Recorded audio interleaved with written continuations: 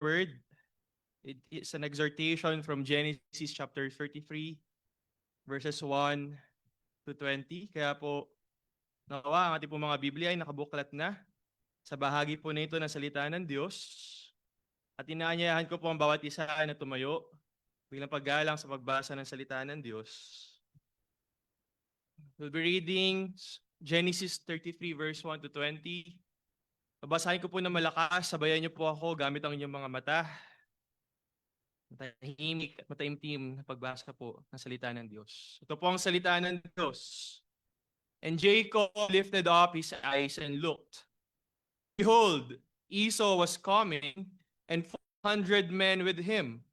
So he divided the children among Leah and Rachel, and the two female servants. And he put the servants with their children in front, then Leah with her children, and Rachel and Joseph last of all.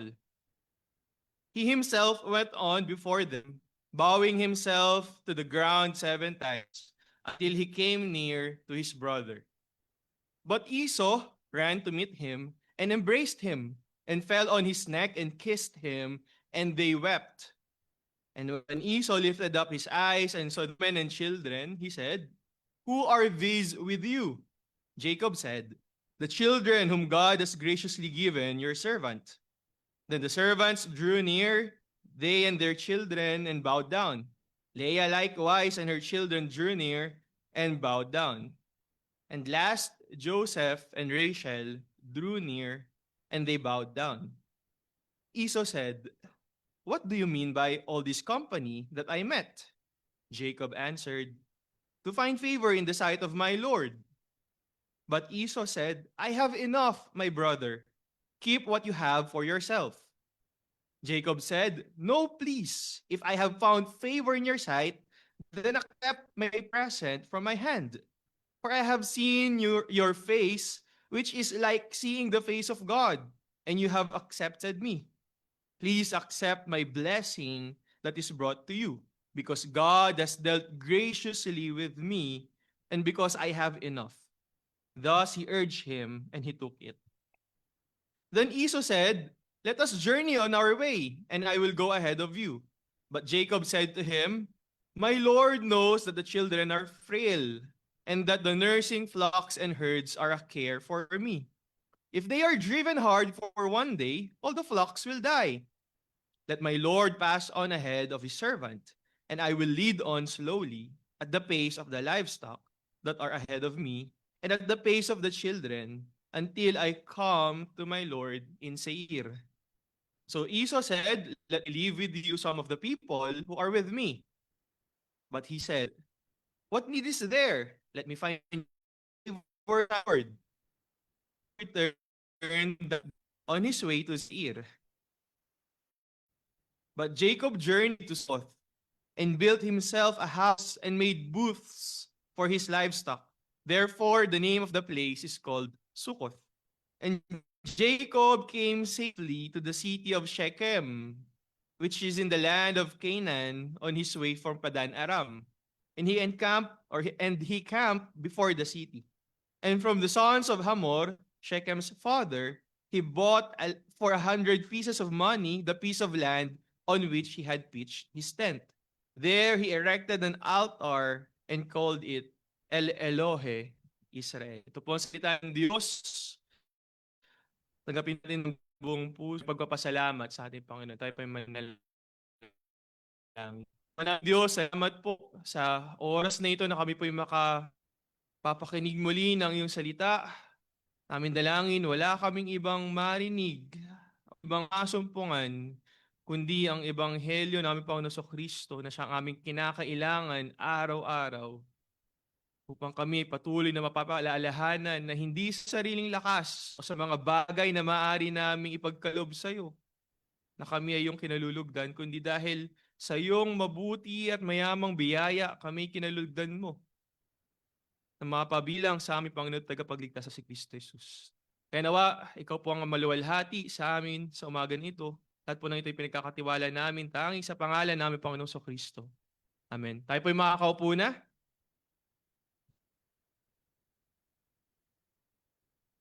Noong nakarang Lord's Day po, ay natin kung paano natin natutunan yung katiyakan ng pangako ng Diyos ay hindi kailanman mahadlangan ng plano ng tao sa pagsunod man o sa pagsuway, maging na kanyang mga lingkod. At ito ay nagtuturo sa atin na tayo magtiwala ng buo doon sa kanyang daily sustenance para sa atin, hindi lamang sa side na to ng eternity, kundi maging para sa ating eternal assurance na tayo ay pinapangakuan ng Diyos at tayo ay maninirahan doon sa lupang ipinangako niya para sa atin. Hindi sa mundo na ito, kundi doon sa tinatawag natin na new heaven and new earth.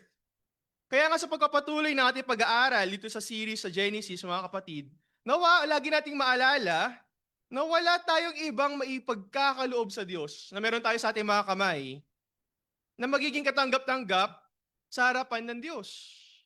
Wala tayong maibibigay sa Kanya na kaloob na pagsamba liban sa mga bagay na sa Kanya din naman nagmula. Kaya tayo walang maipagmamalaki sa harapan ng Diyos. Kaya nga, maging paalala sa atin ito mga kapatid. May we always be reminded that God has dealt graciously to Jacob. Pero hindi lamang kay Jacob, kundi makita din natin God is dealing graciously also with us daily in our life, in this side of eternity. Pagdating ng panahon na pinangako ng Diyos, na siya ay ating makakasama doon sa lupang pinangako niya kay Abraham, kay Isaac at kay Jacob, na siyang nagkaroon ng katuparan doon sa pangakong anak, walang iba kundi si Kristo Jesus na ating Panginoon. Kaya nga ang title ng exhortation natin sa umaga na ito, God has dealt graciously. God has dealt graciously. Kaya naman mga kapatid, nawa ito yung exhortation sa atin sa umaga na ito, ang ating maintindihan at maipaunawa sa atin ng Banal na Espiritu Santo. Since God graciously preserves and provides for His people, we should respond with grateful worship and faithful obedience. Sa Tagalog, mga kapatid, yaman lamang na ang Diyos ay mabiyayang iniingatan tayo at pinagkakaloob ang ating mga pangangailangan, yung higit na pangangailangan natin, higit sa mga material na bagay, yun ay walang iba kundi ang ating pangangailangang spiritual. Sa atin ang mga tinatawag niya patungo sa Kanya at mamapabilang sa Kanyang anak na si Kristo Jesus, nararapat lamang na ating tugon ay mapagpasalamat na pagsamba at tapat na paglilingkod sa ating Panginoon. At para mas maunawaan natin ito mga kapatid, dalawang bagay titingnan natin. Una, sa verses 1 to 11, makikita natin dito yung distressing fear na kinatagpo ng divine favor ng Diyos. At pangalawa, at huli, in verses 12 to 20, makikita naman natin yung faint distrust. And then yung foreordained detour. Again, ating unang punto, distressing fear, divine favor. Then second and last, faint distrust, foreordained detour. Simulan po natin ito pong ating pag-aaral ng salita ng Diyos. Tingnan natin yung unang bagay. Distressing fear, divine favor. Dito makikita natin, in verse 1, si Jacob na parang tinatanaw yung kanyang nasa harapan. Maalala natin sa mga may kamag-anak, mga magulang na nag-abroad, di ba? Ito yung pinakagusto nating oras yung kapag uuwi, yung mahal natin sa buhay, hindi dahil may pasalubong na tsokolate, kundi dahil na-miss natin, ating kamag-anak. Naalala ko, minsan, na kami ay sumusundo sa tatay namin pag umuwi, doon sa airport, di ba? Pag sinabi na kahit inip na inip ka na, kasi ang arrival 10, pinapupunta ka ng 5 a.m. doon. Kasi baka daw maiwan. Di ba? Tinitignan mo, asan na ba? Nag-arrive na ba yung flight number, yung aeroplano? Tapos pag sinabing nag-land na, hinahanap mo. Di ba? Tinatanaw mo, andyan na ba siya? Alam ko yung itsura nun Kasi miss na miss mo na yung iyong mahal sa buhay. Pero dito mga kapatid, si Jacob, when sinabi dito na he lifted his eyes up, or he lifted his eyes, hindi ito in excited anticipation ng pagkikita nila ng kanyang kapatid. Hindi ito gustong-gusto na niya makita yung kanyang kapatid kaya tinatanaw niya. sapagkat gusto niyang ma-reunite sa kanyang kapatid na si Esau. Pero ito ay isang gesture ng isang ama na nais protektahan yung kanyang pamilya. Tinatanaw niya, is there danger lurking? Di ba? Pinauna niya ang kanyang sarili para kung sakali na harm yung dulot ni Esau sa kanya, makatakbo. At least yung pinakadulo, yung kanyang paborito, na nilagay niya sa pinakadulo. Para sila yung makatakas at magpatuloy yung kanyang saling lahi. Pero dito makita natin, ganoon na lamang yung distress na dinadaanan ni Jacob because of his fear for danger for his life and for his family.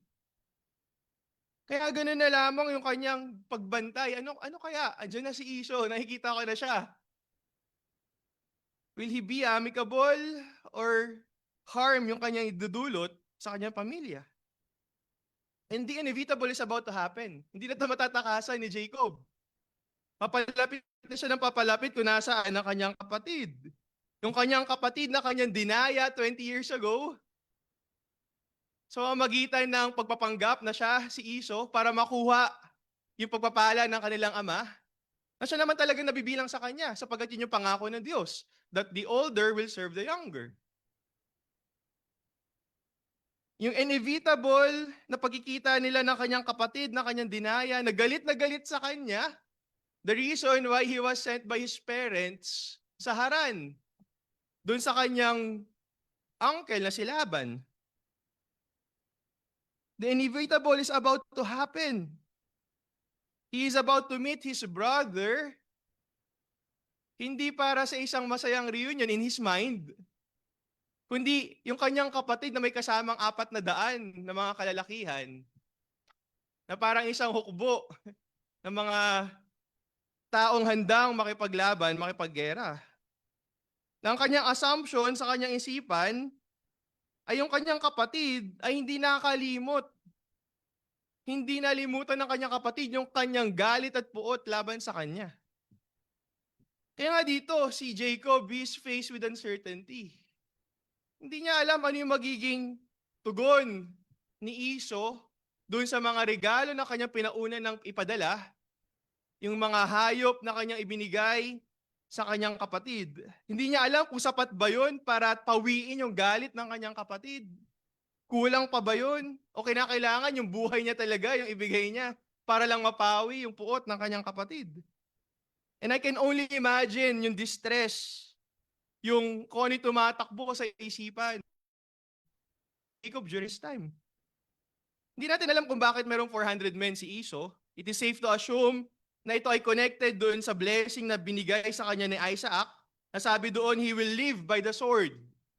Ibig sabihin, lahat ng mga meron siya, lahat ng ari-arian na kanyang, that he possesses during this time, is a result of numerous battles na kanyang pinagdaanan para lang makamit yung lugar kung saan nanirahan, yung land of Seir, at yung mga ari-arian na meron siya, na sabi niya later on kay Jacob, he has enough. Ibig sabihin, marami na siya ng mga bagay na yun, hindi niya kailangan yung nanggagaling kay Jacob.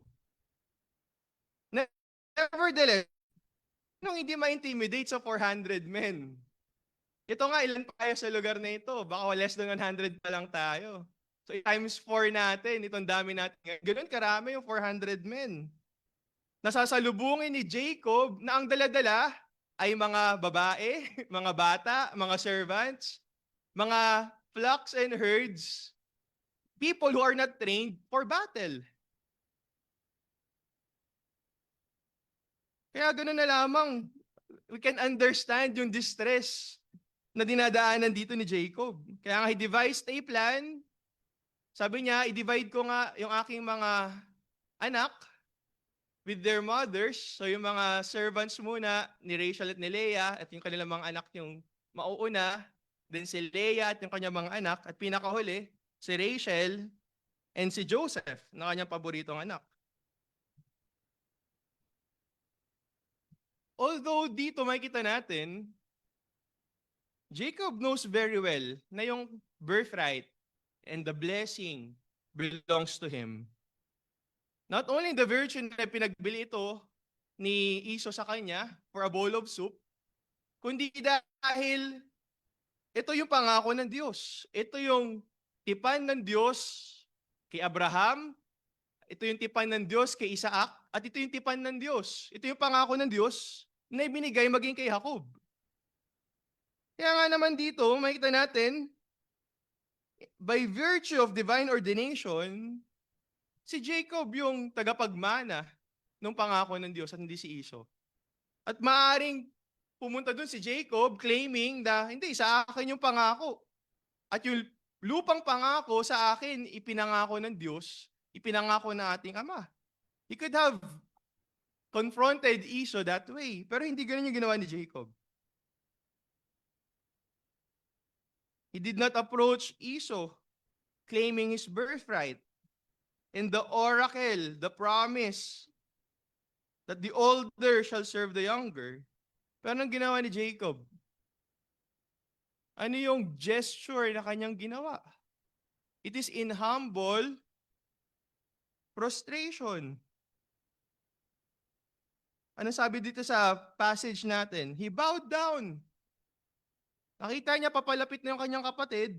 Ang kanyang ginawa, he bowed down 7 times. 7 beses siyang yumukod.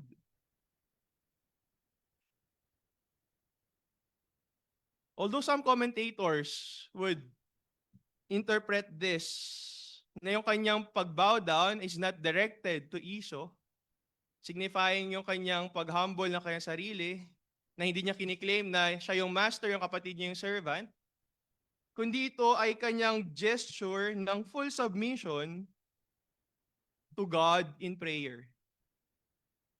Calvin would comment on this, sabi niya, yung pagyuko na yon ni Jacob, it is a prayer to God. And 7 times siyang ginawa, ganun na lamang ka-earnest ng kanyang panalangin sa Diyos for deliverance and for His favor. Nevertheless, mga kapatid, it doesn't change the fact. Whether in humble prostration sa kanyang kapatid upang makwel o mapawi yung puot ng kanyang kapatid laban sa kanya, o dahil sa kanyang pananalangin, tinugon ng Diyos yung kanyang panalangin at binago yung puso ng kanyang kapatid na si Esau. Ang mahalaga dito, matutunan natin mga kapatid that when we are faced with difficult confrontations for the purpose of reconciliation, may we humbly submit to the will of God in prayer and plead for His favor. And also humble ourselves before the people that we have offended. Sabi nga dito ni John Calvin, nevertheless, the Spirit always so far prevailed that the infirmity of the flesh might not divert them from their aim, but that they might hold on their course. So much the more ought every one of us to be suspicious of himself, lest he should deem himself perfectly pure, because he intends to act rightly. For the flesh ever mingles itself with our holy purpose, and many faults and corruptions steal it upon us. But God deals kindly with us and does not impute faults of this kind to us. Na marahil ang ating mga motibo, the motives of our heart ay impure. Pero sa pagpapakumbaba natin, pagpapasakop sa kalooban ng Diyos, ito yung sinasabi ni Calvin. Ang Diyos ang kumikilo sa ating mga puso. At huwag natin isipin sa sarili natin na hindi, kaya ko naman magpakumbaba sa aking kapatid. Kaya ko naman magsabi ng paghingi ng tawad. Pero hindi, mga kapatid. Dito makikita natin si Jacob, he humbled himself before God. He prayed to God and also showed a gesture of humility to his brother Esau. Pero pag tinignan natin ating mga sarili, mga kapatid, hindi ba? Kapag tayo yung naka-offend ng kapwa natin, we are very hesitant na makipag-reconcile. At maraming tumatakbo sa isip natin. Yung takot natin na hindi tayo tatanggapin o hindi tatanggapin ng tao yung ating paghingi ng tawad. that they will deal harshly with us. Pero ang kinakailangan lang natin ay magpakumbaba. Sa panalangin, hingin ang pabor ng Diyos at makipag-ayos sa kapwa natin na na-offend natin or naka-offend sa atin. Sapagkat ang katotohanan, mga kapatid, habang tayo nasa katawan na ito, habang tayo nasa mundo na ito, na makasalanan, we will offend one another. You will offend your parents.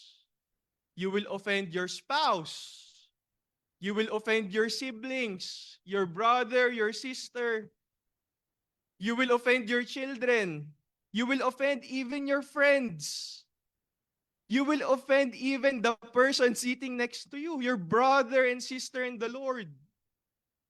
While we are still in this frail and fleeting flesh, in this sinful and corrupt world, we will be offending one another. Pero anong ginagawa natin? Imbis na tayo ay manalangin sa Diyos, magpakumbaba, hingin ang kanyang paggabay at ang kanyang pabor upang tayo mapagkasundo sa ating kapwa. Anong ginagawa natin? Tayo natatagpuan sa pagmamalaki. Sapagkat iniisip natin, hindi ako yung tama. Ako yung tama, dapat ako yung hinga ng tawad. Hindi, nagalit ako, nagkaroon ng conflict kasi tama ako.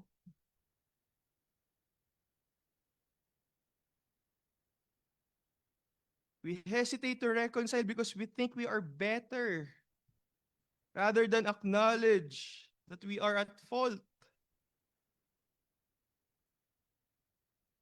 Kaya ang panawagan sa atin, mga kapatid, na kung tayo man ay mayroong conflict with our neighbor, let us be reconciled to them. Lalo na sa ating mga kapatid sa Panginoon. Are you offended? Have you offended someone? Tayo makipagkasundo sa ating kapatid, sapagkat ito yung kalooban ng Diyos para sa atin.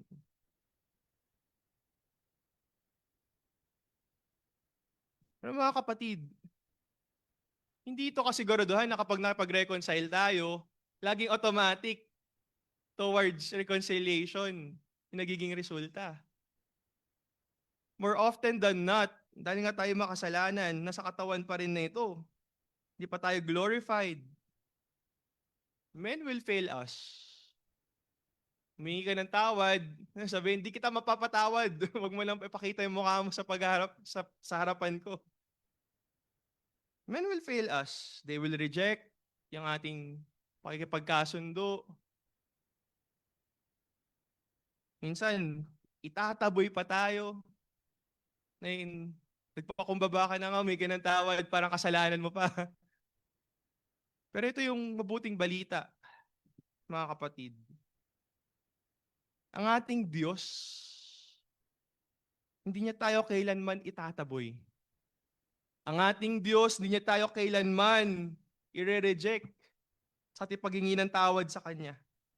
Kapag tayo mapagpakumbaba at mayroong buong pusong pagpapasakop sa Kanya at sa Kanyang kalooban, sa paghingi ng tawad at pagkakasundo sa ating Diyos sa mga panahon na tayo ay nagkakasala laban sa Kanya, hindi niya tayo itataboy. Hindi dahil tayo mabuti, hindi dahil nag-church tayo ngayon kaya hindi niya tayo itataboy, hindi dahil tayo ay gumawa ng 10 mabubuting bagay kaya hindi niya tayo itataboy. Hindi, mga kapatid. Sa bawat pagkakataon na tayo nagkakasala laban sa Diyos, naunawaan natin na tayo may pagkakamali at tayo humingi ng tawad sa Kanya, hindi niya tayo itataboy alang-alang kay Kristo Jesus sa Kanyang bugtong na anak na nagbayad ng lahat ng ating mga pagkakasala sa krus ng Kalbaryo. Siya na nagdamit sa atin ng Kanyang katwiran sa pamamagitan ng Kanyang personal, perpekto at pangwalang hanggang pagsunod sa kautusan ng Diyos. Siya na namamagitan sa atin sa Diyos Ama, na nakaluklok sa kanang trono ng Diyos amang nasa langit, na nanalangin para sa atin. namamagitan para sa atin upang hindi na ang puot ng Diyos ang ating tanggapin, kundi tunay na kapatawaran at pakikipagkasundo sa ating Diyos ang ating tamasahin. Mga kapatid, ito yung pabor ng Diyos sa atin na mga kabilang kay Kristo Jesus. Hindi dahil tayo ay mabubuting mga nilalang, kundi dahil sa kabutihan at mayamang biyaya ng Diyos para sa atin. Kaya naman sa pagpapatuloy natin pag-aaral, makikita natin dito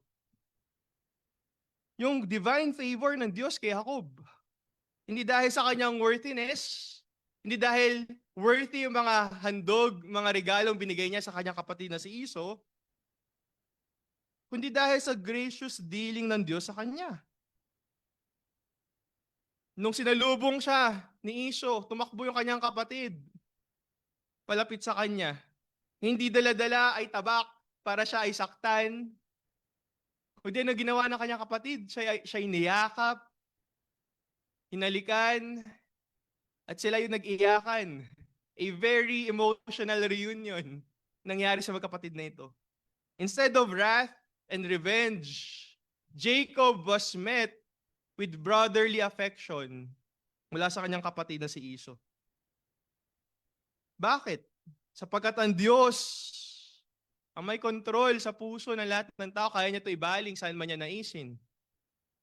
Kaya makikita natin dito yung favor ng Diyos, hindi lamang kung paano binago ng Diyos yung puso ni Esau upang siya ay magkaroon ng bagong disposisyon patungo sa kanyang kapatid na si Jacob, na hindi na puot ang kanyang ibigay kundi pagmamahal, kundi makikita din natin dito kung paano mabiyayang pinagpala ng Diyos si Jacob ng mga anak at ng mga ari-arian. Tatandaan natin, nung pumunta si Jacob sa Haran, wala siyang ibang dala-dala, kundi ang kanyang sarili.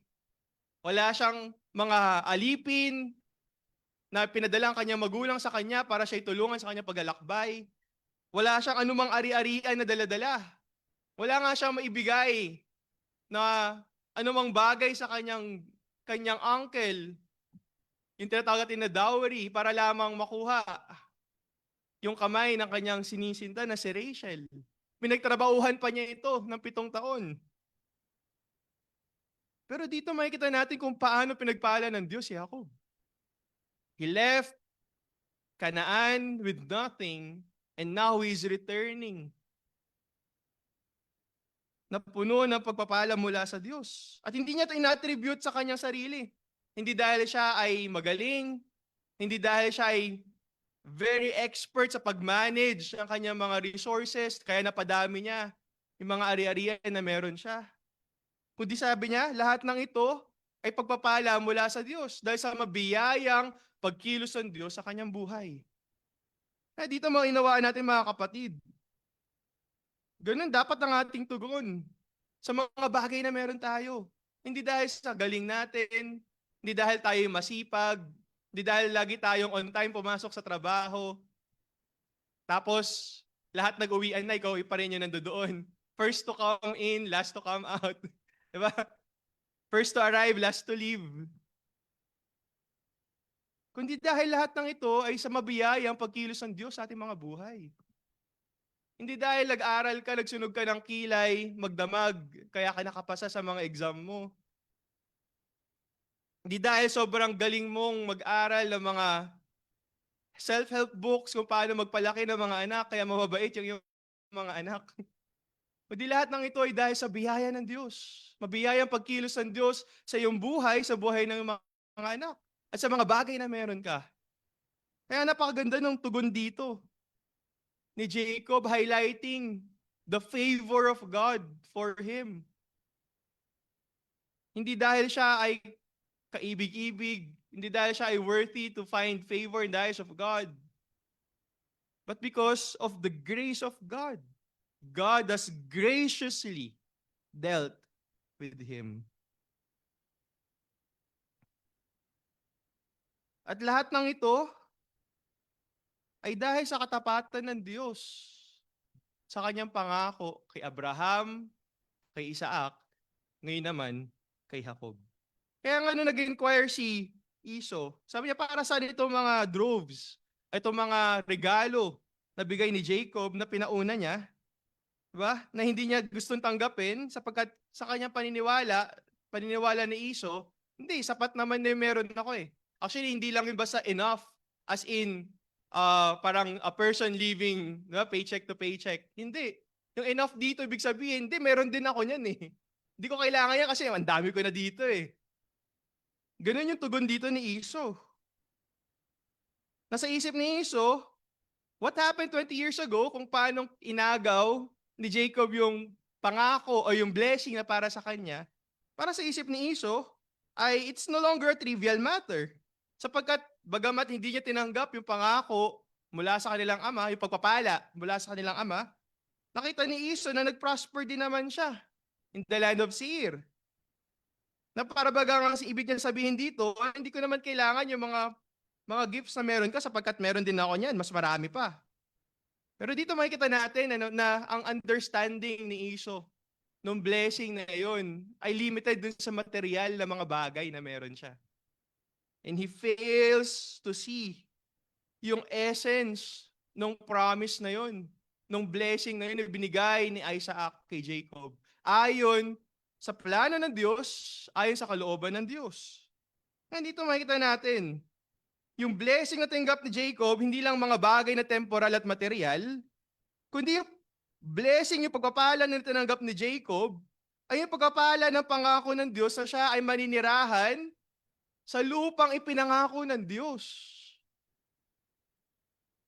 That he will dwell in the land that God has promised for him and his posterity to dwell. At wala itong ibang pinatutungkulan, kundi yung katuparan na matatagpuan sa pagparitan ng Panginoong Kristo. Na yung lupa na yun ay hindi lupa na makikita natin sa mapa ng mundo na ito. Kundi ito ay pinapatungkulan nito yung syudad ng Diyos, the city of God. Hindi bagay na temporal at material, kundi yung tahanan kung saan makakasama ni Jacob na kanyang mga anak, kanyang mga salinlahi na kabilang kay Kristo Jesus, at maging tayo ng mga hintil na kabilang kay Kristo Jesus, na inaring mga anak ni Abraham sa pamamagitan ng pananampalataya kay Kristo Jesus. Tayo ay maninirahan sa lupa na yun kung saan makakasama natin ang ating Panginoon at tagapagligtas sa si Kristo Jesus, where we will dwell forever and a day together with Him. Kaya napakababaw na understanding dito ni Esau ng blessing na yun. Marami din ako niyan. Para bagang aanhin ko yan, mas mayaman pa ako sa'yo, kumbaga. Pero he fails to understand yung heavenly riches, yung eternal inheritance, na kung saan siya ay hindi kabilang dito. Hindi kabilang si Esau sa inheritance na ito. Kaya dito makikita natin na malinaw. Kailangan nating linawin itong bahagi na ito. In the middle of their conversation, sabi ni Esau, para saan lahat ng ito?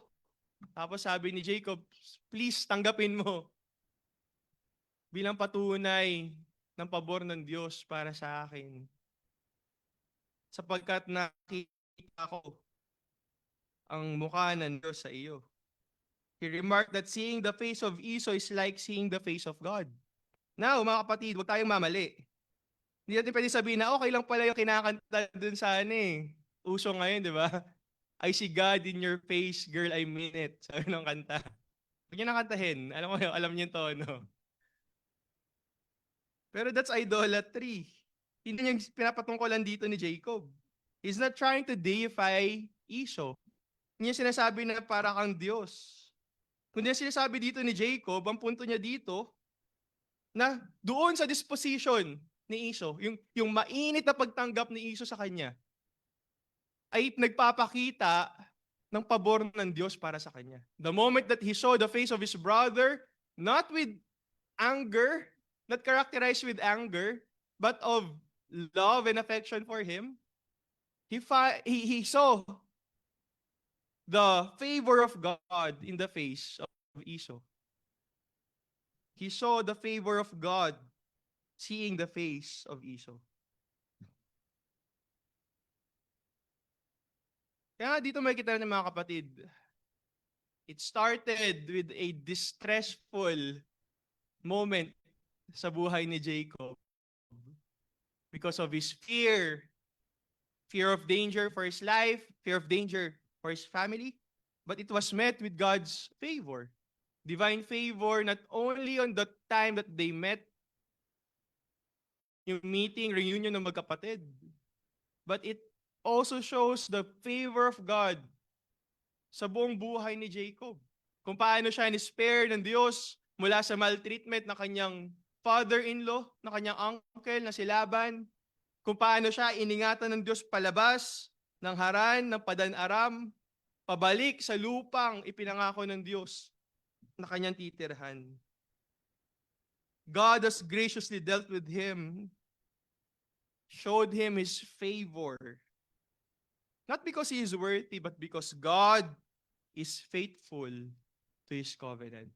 And this leads us to our second and last point.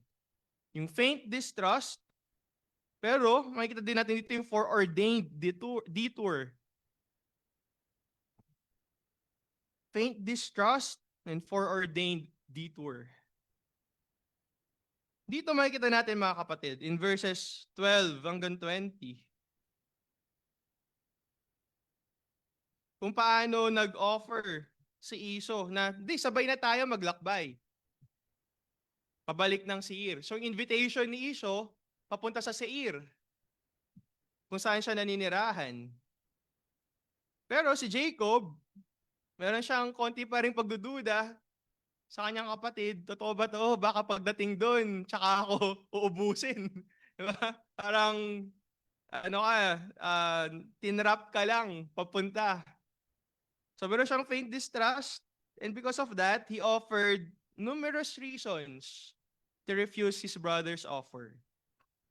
Makita natin yan sa passage na binasa natin.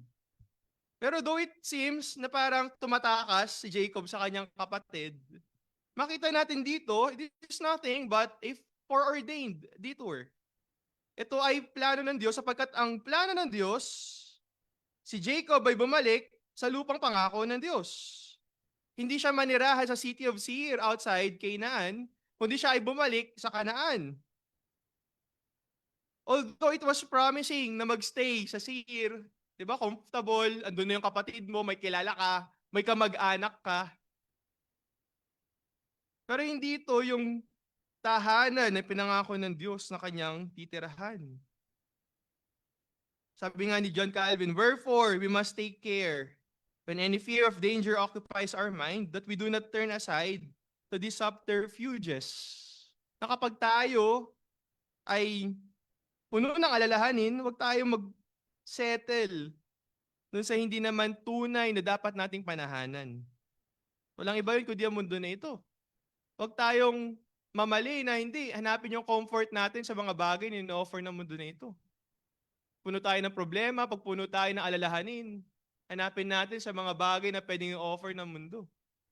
Kundi tayo ay tumingin, you look forward doon sa pangakong lupain na paninirahan natin, pinangako ng Diyos para sa atin. Walang iba kundi yung new heaven and new earth. Kaya mga kapatid, dito makikita natin, pumayag si Esau, sige, maglakbay ka at your own pace. Pero nang ginawa ni Jacob, pumunta siya sa Succoth. Ibig sabihin ng Succoth, literally ay booths, sapagkat doon ay nagtayo siya ng mga tolda para tirahan ng kanyang mga kawan. At ito yung nagsimula, or pag tinignan natin, nagsimula itong chapter na ito, na si Jacob ay fearing for his life, in distress. Pero by this time, when he arrived sa Succoth, makikita natin na He's no longer fleeing and preparing for battle. 'Di ba? Dumating siya doon, nag-iisip siya. Alam niyo yung isip ng mga tatay na paano ba gagawin? Ano gagawing solusyon sa mga problema na ito? Marahil ganun yung tumatakbo sa isip ni Jacob. 'Di ba? Paano tayo makakaligtas dito? Sige, magpadala tayo ng mga regalo sa kapatid ko. Ayan na siya, malapit na. Tanaw ko na. Sige, hatiin natin yung ah, ating pamilya para tayo makaligtas. So he's always planning what to do next to escape yung harm para sa kanyang pamilya. Pero dito mga kapatid, he's no longer fearing for his life. He's no longer fleeing or preparing for battle. Kundi he was able to settle in a place na kung saan makakapagpahinga siya. Nevertheless, itong lugar na ito, hindi ito yung final destination ni Jacob, kundi resting place lamang hanggang sa siya ay makarating doon sa kanyang tunay na tahanan. At saan yun?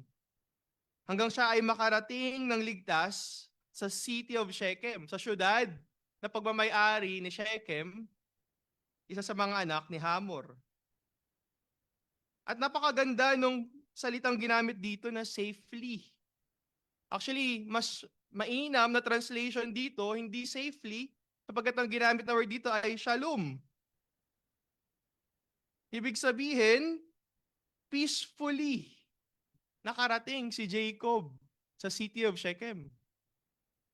At pag titignan natin yung contrast, it started with distress na hindi alam ni Jacob kung mabubuhay pa ba siya o hindi. Magpapatuloy pa ba yung kanyang salinlahi o hindi dahil sa threat na nakaamba sa kanya, dulot ng kanyang kapatid. Pero nakarating si Jacob sa Kanaan, sa city of Shechem, later on will be one of the territories of the tribe of Gad. Nakarating siya doon, hindi lang basta safe, hindi lang basta ligtas, kundi mapayapa. Merong peace.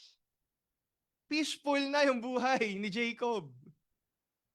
Far from the distress na dulot ng kanyang kapatid.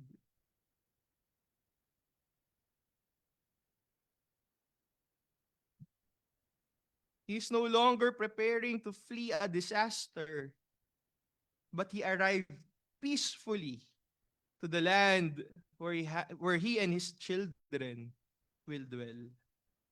At ano yung tugon dito ni Jacob? Doon sa kapayapaan na dinulot ng Diyos sa kanya. Sa kanya paninirahan dito sa lugar na ito na pinangako ng Diyos sa kanya. His response to God's gracious dealing is this. He worshiped God in gratitude. Sa paanong paraan? Nagtayo siya ng altar at tinawag niya iyong El Elohe Israel.